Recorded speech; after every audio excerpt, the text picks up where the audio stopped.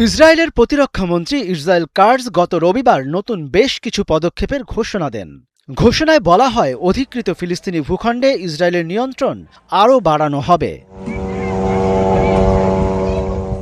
এসব পদক্ষেপের ফলে পশ্চিম তীরে ইহুদি বসতি গড়তে ইসরায়েলের জন্য জমি পাওয়া আগের চেয়ে সহজ হবে, যদিও আন্তর্জাতিক আইনে এসব বসতি অবৈধ বলে বিবেচিত। তবে ইসরায়েলের ওই ঘোষণা বিশ্বজুড়ে সমালোচিত হচ্ছে। আন্তর্জাতিক মহলে তৈরি হয়েছে ব্যাপক ক্ষোভ।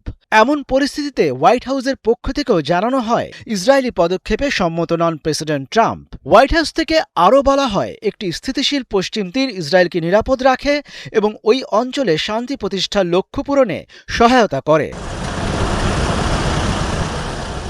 এদিকে এক বিবৃতিতে ৮টি মুসলিম সংখ্যাগরিষ্ঠ দেশ ইসরায়েলের এই পদক্ষেপের নিন্দা জানিয়েছে।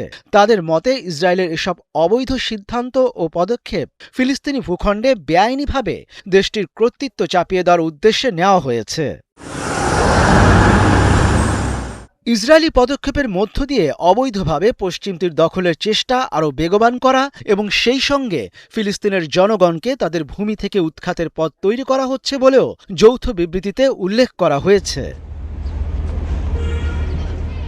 এদিকে ফিলিস্তিনের পশ্চিম তীরে ইসরায়েলের সাম্প্রতিক তৎপরতা দ্বিরাষ্ট্র সমাধানকে হুমকির মুখে ফেলেছে বলে সতর্কবার্তা দিয়েছেন ফিলিস্তিনের প্রেসিডেন্ট মাহমুদ আব্বাস। ইসরায়েলের এমন পদক্ষেপের নিন্দা জানিয়েছেন জাতিসংঘের মহাসচিব অ্যান্তনিও গুতেরেস। সমালোচনা করেছে যুক্তরাজ্য ও স্পেনও। জাতিসংঘের প্রধান বলেছেন, ইসরায়েলের কর্মকাণ্ড অস্থিতিশীল এবং দ্বিরাষ্ট্র সমাধানের সম্ভাবনার জন্য ক্ষতিকর। স্পেনের পররাষ্ট্র মন্ত্রণালয় ইসরায়েলের সিদ্ধান্তের নিন্দা জানিয়ে বলেছে, এটি আন্তর্জাতিক আইনের পরিপন্থী এবং গাজায় আরও সহিংসতা শুরু করার হুমকি তৈরি করছে। মনিরুজ্জামান বাবু, ৭১।